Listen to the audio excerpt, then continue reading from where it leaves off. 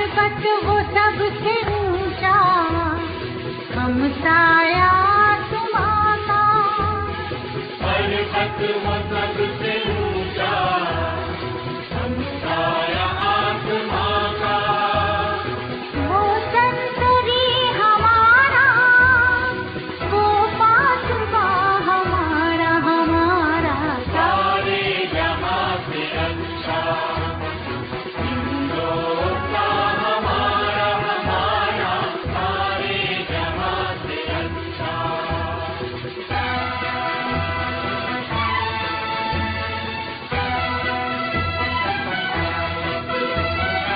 गोदी में खेलती है जिसकी हजारों नदियां।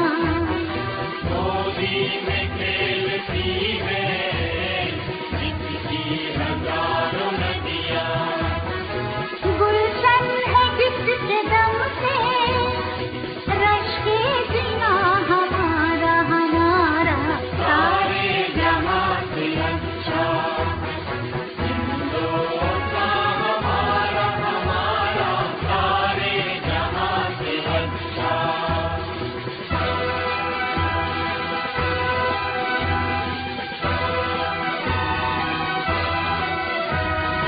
मजहब नहीं सिखाता आपस में बैर रखना। मजहब नहीं सिखाता आपस में बैर रखना। हिंदी है हम, हिंदी है हम, हिंदी है हम, वतन है हिंदुस्तान हमारा हमारा, सारे जहां से अच्छा हिंदुस्तान हमारा। हम बुलबुले हैं इसकी, ये गुलसिता हमारा हमारा, सारे जहां से अच्छा हिंदुस्तान हमारा हमारा, सारे जहां से अच्छा।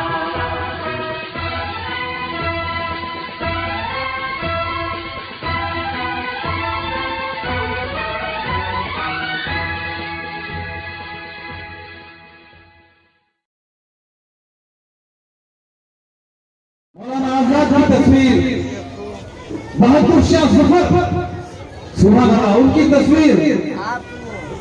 बेगम हजरत तो यहाँ है, आप मोहतरमा इधर देखिए। उनके कारनामे तो बहुत हैं, मैं आपको बाद में समझाऊंगा उन्होंने क्या क्या किया था। आप थोड़ा गौर से देखिए, बेगम हजरत महल भी यहाँ है। बाबा साहब अम्बेडकर जिन्होंने हमारा संविधान दिया था, वो भी उनको भी मैंने देखा। मौलवी बाखर मोहम्मद, ऐसे अनगिनत सैकड़ों शाहनवाज, कैप्टन शाहनवाज साहब जो सुभाष चंद्र बोस के साथ थे, आजाद हिंद फौज बनाने में उनका ताउन था। और जो इनकलाब जिंदाबाद का नारा दिया, उनकी तस्वीर भी थी। तो मेरा सीना चौड़ा हो गया। 56 नींद का सीना असली सीना उन जो हमारे शौदाओं को देखकर होता है। जो मोदी जो बोलते हैं मेरा 56 इंच का सीना है, वो बकवास है, ढोंग है। असली 56 इंच का सीना आप सबका होगा जब आप इन तस्वीरों को देखकर शान और शोशान महसूस करेंगे।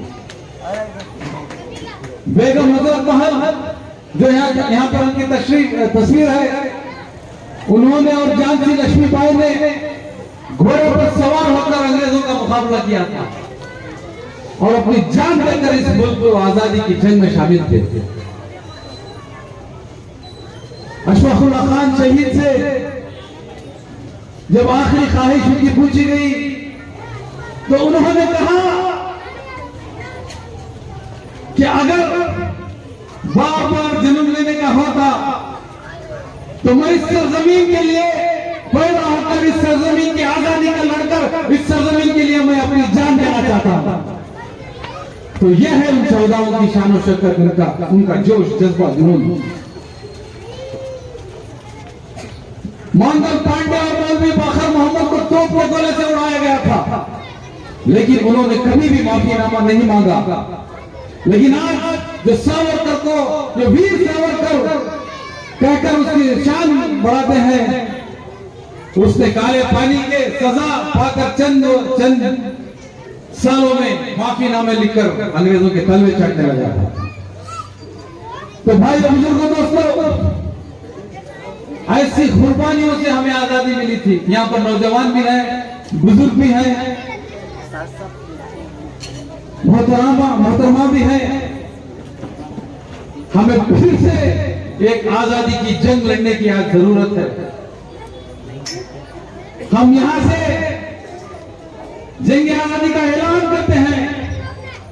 फिर हम मुल्क गुलामी के शिकंजे में है, भारत ना रो रही है।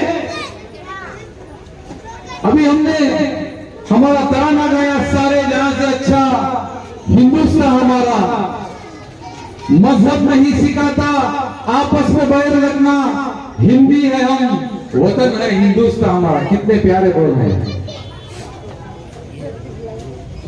तो भाइयों, बुजुर्गों, दोस्तों और मेरी माँ और बहनों, फिर से आजादी की, फिर से आजाद कराने की जरूरत है। इस नाम की आजादी हमें जरूरत नहीं है। मैं आपको चौकन्ना करना चाहता हूं और आगाह करना चाहता हूं कि आने वाले दिन बहुत कठिन है। आप व्हाट्सएप के जरिए देख रहे हैं, फेसबुक पे देखते हैं कि दाढ़ी मूछ रखने से मारा जाता है, जुब्बा पहनने से मारा जाता है, खाने पीने के तरीके पर मारा जाता है, मस्जिदों और चर्चों पर हमले हो रहे हैं। हिंदू मुस्लिम जो भाई भाई की तरह जीते थे, इनमें नफरत को फैलाया जा रहा है। ये आप सिर्फ व्हाट्सएप पे, फेसबुक पे ज्यादा से ज्यादा शेयर करने से कुछ नहीं होगा। इसे और डर खौफ का मामला बढ़ेगा। आप सबको आगाह होना होगा, आप सबको सोचना होगा कि जैसे बेगम हजरत महल और इन शौहरा जो यहाँ से वहां तक सजे हुए हैं, जैसे इन्होंने कुर्बानी दी थी, जैसे इन्होंने जद्दोजहद की थी, ऐसी जद्दोजहद और कुर्बानी आपको भी देनी जरूरत है। अगर आप एक जिल्लत भरी जलील जिंदगी जीना नहीं चाहते तो आपको आगे बढ़ना होगा, इसके खिलाफ आवाज उठानी होगी। हम देख रहे हैं कि औरतों की नुमाइश हो रही है, उन्हें बेपर्दा किया जा रहा है, उनकी इज्जत आबरू को लूटा जा रहा है और खुलेआम वीडियो बनाकर वायरल कर रहा है। क्या यह है हिंदुस्तानी तहजीब तमीज? कोई भी मजहब ये नहीं सिखाता। जो ये हिंदुत्व के नारे लगाकर लोगों को गुमराह कर रहे हैं, वो भी सुन ले, हिंदू मजहब भी औरतों की बेहुरमती करना नहीं सिखाता। हिंदुस्तान में औरतों को देवी की तरह पूजा जाता है, उनकी आराधना की जाती है। ऐसा है हिंदुस्तान की तहजीब तमीज। तो जो छोटे छोटे बच्चे जो यहाँ पर बैठे हैं, अगर इनका मुस्तकबिल आप अच्छा चाहते हैं, इनकी जिंदगी आप अच्छे चाहते हैं, जो आज हो रहा है औरतों की बेहुरमती, नौजवानों को गोश्त के नाम पर मारा जा रहा है, दाढ़ी रखने पर रेल में जाते लोगों को चुन चुनकर मारा जा रहा है। अगर ये रोकना चाहते हैं तो आपको इस जुल्म के खिलाफ आवाज उठानी होगी, इस फैसिस्ट हुकूमत के खिलाफ आवाज उठानी होगी। जब इंतखाबात आते हैं, इलेक्शन में आते हैं, तो ऐसी पार्टी को आपको चुनना होगा जो इनके खिलाफ आवाज उठा सके, जो ये दमखम रख सके कि ऐसे जालिम हुक्मरानों के खिलाफ लड़ सके। तो भाई बुजुर्ग दोस्तों, मैं उम्मीद करता हूं आप लोगों को इस आजादी की अहमियत का एहसास हुआ होगा। जो बेगम हजरत महल से लेकर वहां पर मौलवी बाकर मोहम्मद जिन्हें तोप के गोले से उड़ाया गया था, उन सबको आप जाते हुए देखते जाइए। और जो social democratic party of India ward number 33 के जानिब से यौम आजादी के इस मौके पर ऑर्गेनाइज किया हुआ इस पब्लिक प्रोग्राम का सदर जलसा वार्ड नंबर 33 के प्रेसिडेंट अमजद भाई, हमारे स्टेट वर्किंग कमेटी मेंबर मौलाना नूरुद्दीन फारूकी साहब, डिस्ट्रिक्ट प्रेसिडेंट रफतुल्ला खान साहब, district general secretary Mohammad Shafi साहब और स्टेज पे तशरीफ फरमा डिस्ट्रिक्ट के लीडर्स, इस मोहल्ले के जिम्मेदार हजरात, मेरे सामने बैठे हुए भाइयों बहनों बुजुर्गों बच्चों और मीडिया के जिम्मेदार हजरात, सबसे पहले मैं अब तमाम लोगों को यौम आज़ादी का मुबारकबाद पेश करता हूं। बहुत खुशी की बात है, मैं शुक्रिया अदा करता हूं हमारे वार्ड नंबर 33 के जिम्मेदारों को। आज का इस मौके पर आप बेहतरीन तरीके से आज सुबह से लेकर प्रोग्राम ऑर्गेनाइज किया। हम लोगों को यानी तमाम लोगों को याद दिलाने का एक कोशिश किया, हमारे बुजुर्गों ने इस देश के लिए क्या कुर्बानी दिया, उनका कुर्बानी के बारे में एक रास्ते एक बिनार मस्जिद से लेकर यहाँ तक जितने भी हमारे जिम्मेदार हजरात आजादी के लिए जो जंग लड़े थे, कुर्बानी दिए थे, उनका फोटो और उनका जो ब्रीफ हिस्ट्री डालकर हमारे को और एक बार उन कुर्बानियों का याद दिलाने में हम लोग को मदद किया। शुक्रिया आप लोगों का, वार्ड नंबर 33 का जिम्मेदार।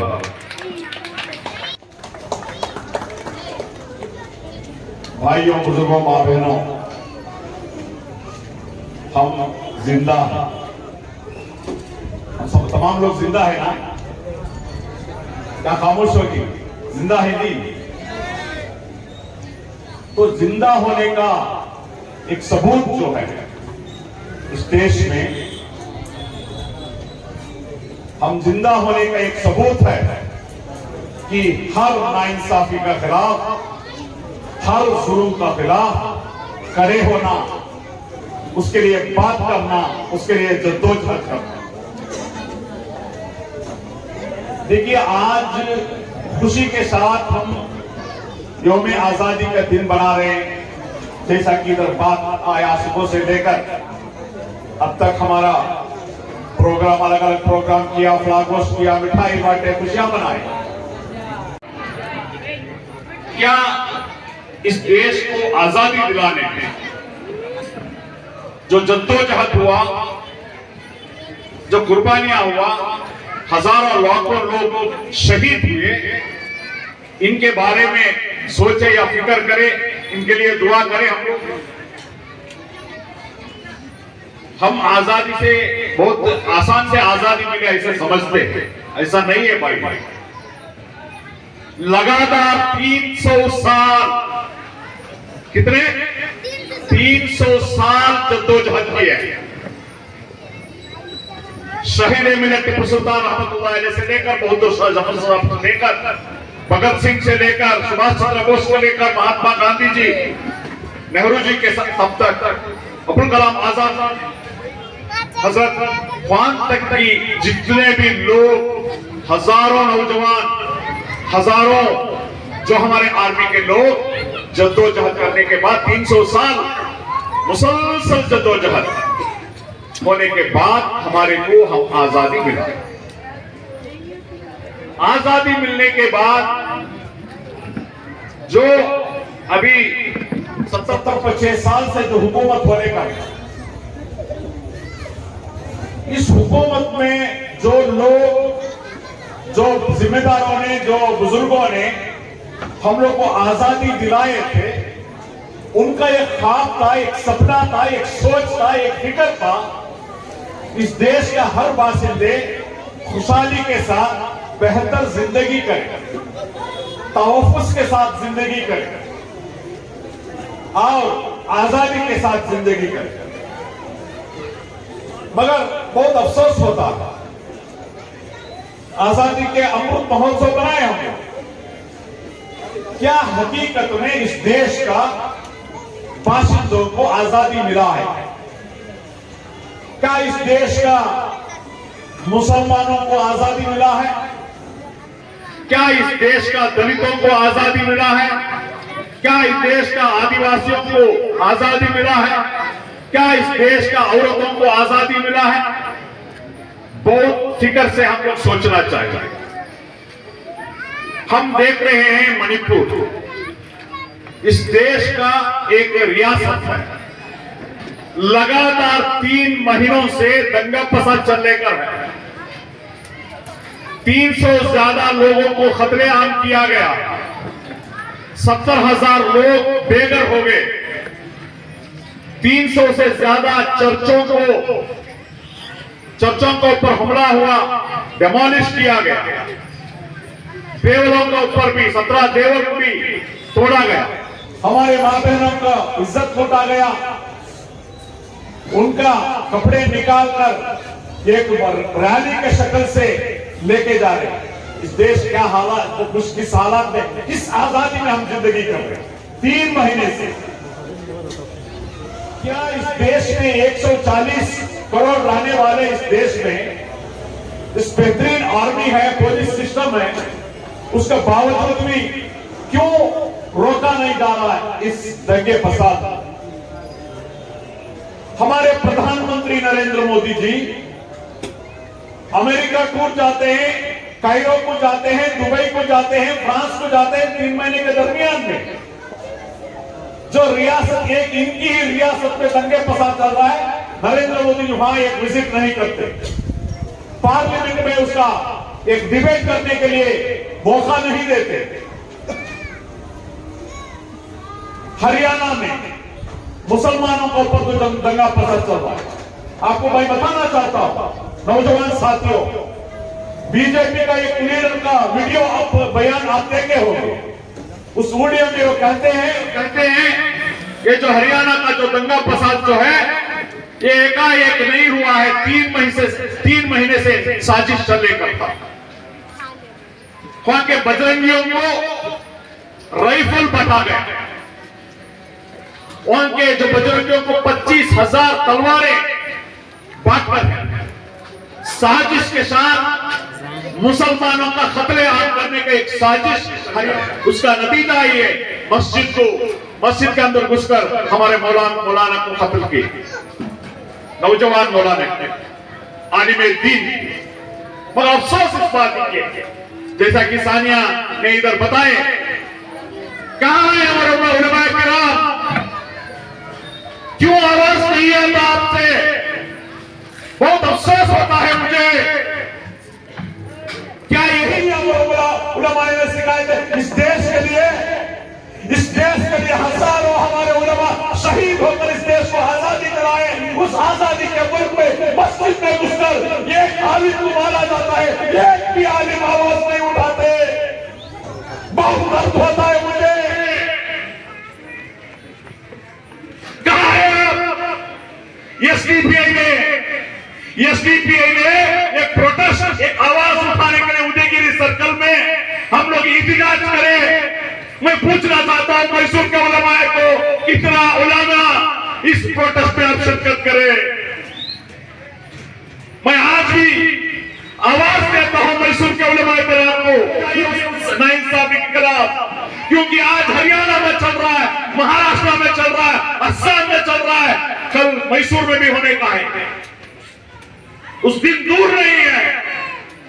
तो हम इस जो नाइंसाफी को, कत्लेआम को हम लोग रोकना है, करना है। इसलिए मैं बताया हम जिंदा है। जिंदा होने का जो सबूत हम दिखाना है कि हम हर नाइंसाफी के खिलाफ आवाज उठाना है। ध्यान दिया गया हमारे बुजुर्गों ने जो आजादी दिलाए हैं, बहुत जद्दोजहद के साथ, कुर्बानियों के साथ, शहादत के साथ। इस आजादी को बचाना हमारा जिम्मेदारी है। इस आजाद मुल्क आज फिस्ताही ताकतों, फासिस्ट ताकतों के कब्जे में है। इस फासिस्ट ताकतें, इस फिस्ताही ताकतें इस देश को कब्जा कर इस देश को लूट कर अदानी को, अंबानी को फायदा कर रहे हैं। मुसलमानों के ऊपर, दलितों के ऊपर, आदिवासियों के ऊपर मुसलसल लगातार नाइंसाफी हो लेकर है, हुकूमत से भी नाइंसाफी हो लेकर है। सो नाइंसाफी आप देख रहे हैं, हमारे शरीयत के ऊपर जो हमला करने के लिए जो कोशिश हो लेकर है, यूनिफॉर्म सिविल कोड लाकर हमारा शरीयत को रोकने के लिए एक साजिश लेकर है। इस साजिश को रोकना जितने भी हमारा वोट लिए हुए जिम्मेदार पॉलिटिकल पार्टी का जो जिम्मेदारी है, जिम्मेदार पॉलिटिकल पार्टी का जो जिम्मेदारी है। मैं शुक्रिया अदा करता हूं हुकूमत केरला को, क्योंकि हुकूमत केरला उनका असेंबली में ये पास किया कि यूनिफॉर्म सिविल कोड का खिलाफ है, हम लागू नहीं करेंगे। मैं आज का स्टेज पर, इस इंडिपेंडेंस का प्रोग्राम से स्टेज पर हमारे चीफ मिनिस्टर सिद्धरामैया जी को मैं इधर से एक रिक्वेस्ट करता हूं, हुकूमत कर्नाटका भी एक डिसीजन लेना है।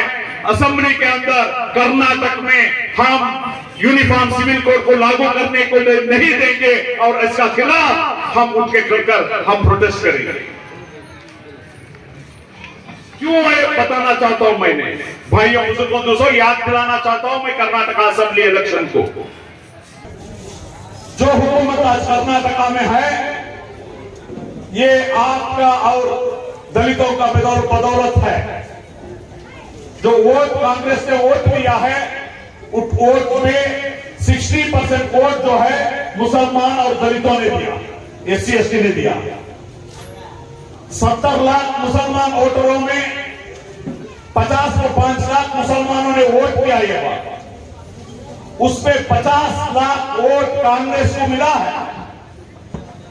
50 लाख का वोट का माना जो वोट कांग्रेस ने लिया है उसमें 30% वोट मुसलमानों ने दिया। बदले में मुसलमानों को क्या दिया है मैं पूछना चाहता हूं। मैं ये इसीलिए अपील करता हूं जो इतना बड़ा कुर्बानी, इतना बड़ा वोट आपको लिए है यूनिफॉर्म सिविल कोड के बारे में असेंबली में, जो उसका खिलाफ एक रेजोल्यूशन पास होना चाहिए, ऐसा एक संदेश देना चाहिए। देखिए मैं याद दिलाना चाहता हूं नौजवानों को, जो असेंबली का इलेक्शन होने के बाद करीब 10 तक जो कैबिनेट मीटिंग हुआ, एक भी कैबिनेट मीटिंग में अब तक जो 2B रिजर्वेशन को निकाला गया वो दोबारा लाने के लिए चर्चा नहीं हुआ। ऐसा इंसाफ करते हैं हमारे बारे में, क्योंकि हमारा वोट लेते हैं, हमारे इंसाफ देने में ये लोग जो प्रियोरिटी नहीं देते। दूसरा कहीं चर्चा हुआ 2B रिजर्वेशन को निकाला गया था, उस टाइम में तमाम पॉलिटिकल पार्टी भी खिलाफ आवाज उठाई थी, जो प्रोटेस्ट की थी, कांग्रेस ने प्रोटेस्ट की थी। आज कांग्रेस हुकूमत में है कर्नाटक में। मैं पूछना चाहता हूं इस हुकूमत को 2B रिजर्वेशन के बारे में एक जो आपका कैबिनेट मीटिंग में इसको खारिज करने का, इसको कैंसिल करने का डिसीजन क्यों नहीं लेते आप? मुझे हम लोग को यह नहीं बताओ कोर्ट में है बोलकर। मुझे हम लोग को मालूम है जो एंटी कन्वर्जन जो बिल था, जो एंटी कन्वर्जन बिल भी कोर्ट में था, उसके बावजूद भी आप वापस लिए हैं। मैं मुबारकबाद देता हूं आपको। अगर एंटी कन्वर्जन बिल जो था वो आप उसको निकालते हैं तो क्यों 2B रिजर्वेशन के बारे में जो है पाबंदी है वो क्यों नहीं निकालते? जो हिजाब के बारे में जो पाबंदी है क्यों नहीं निकालते? जो बीफ के बारे में जो बैन है वो क्यों नहीं निकालते? ये मैं पूछना चाहता हूं आज के स्टेज से। तो भाइयों बुजुर्गों दोस्तों, हम लोग इस देश का आजादी जो मिला है, आज जो फैसिस्ट इस्लाही ताकतों पे हाथ पर है, इसका खिलाफ आवाज उठाना, इस मुल्क का आजादी को जो बचाना, आजादी को बचाकर हमारे आने वाले नस्ल को एक बेहतरीन एक मुल्क देना हमारा जिम्मेदारी है। हम लोग जो भी हादसा होता है उस हादसे को आता है जो आज व्हाट्सएप में हम ज्यादा से ज्यादा क्या करते हैं, वो व्हाट्सएप मैसेज को दूसरों को फॉरवर्ड करते हैं, बस हमारा काम हो गया। मैंने यही बताया हमारा जिंदा रहने का सबूत जो है, इसका खिलाफ आवाज उठाना, जद्दोजहद करना, ये हमारा जिम्मेदारी है। बेखौफ होकर बुज़दिली नहीं चाहिए हम लोग। शहीद मिलत टीपू सुल्तान रहमतुल्लाह अलैह के वारिस हैं हम लोग, अशफाकुल्लाह साहब का वारिस है हम लोग। तो हम लोग बेखौफ होकर इस देश का जो हर एक नाइंसाफी को, हर एक जुल्म को रोकना हमारा जिम्मेदारी है।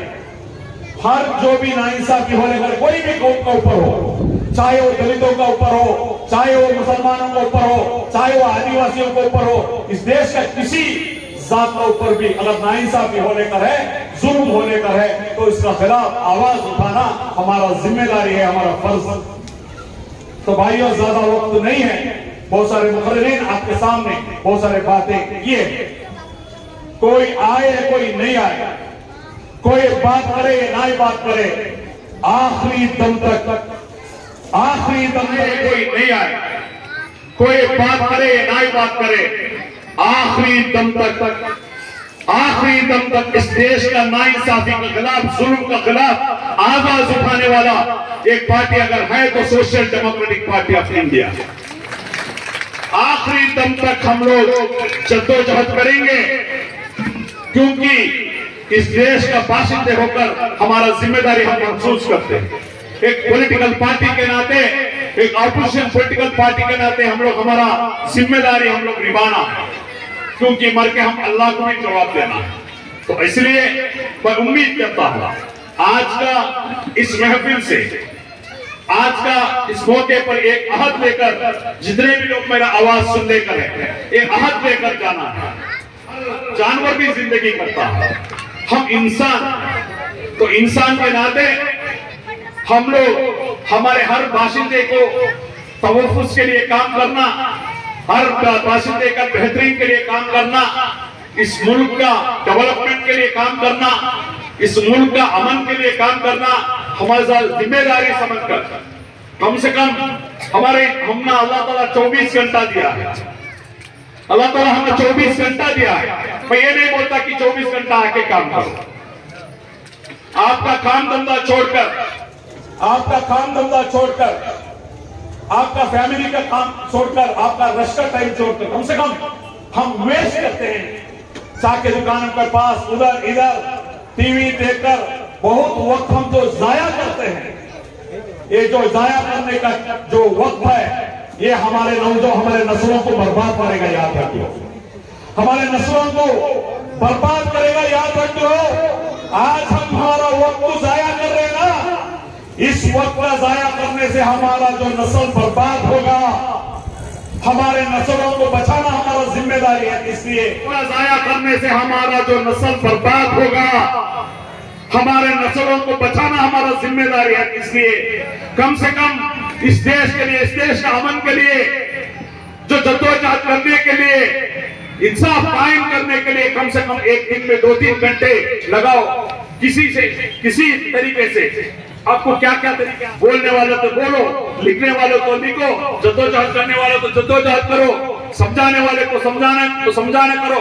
कोई भी जो काम जो होता है इसको मुल्क को बचाने का, अमन में लाने का, खिदमत करने का जो भी है, वो काम पे लगना है। यही संदेश, यही पैगाम हम लोग आज लेके जाना है। इतना ही बात करते मैं जगह देता हूँ। अस्सलाम वालेकुम, जय हिंद। पंजाब सिंध गुजरात मराठा द्राविड़ उत्कल गंगा, विंध्य हिमाचल यमुना गंगा, उच्चल जलधि तरंगा। तव शुभ नामे जागे, तव शुभ आशीष मांगे, गाहे तव जय गाथा। जन गण मंगलदायक जय हे भारत भाग्य विधाता। जय हे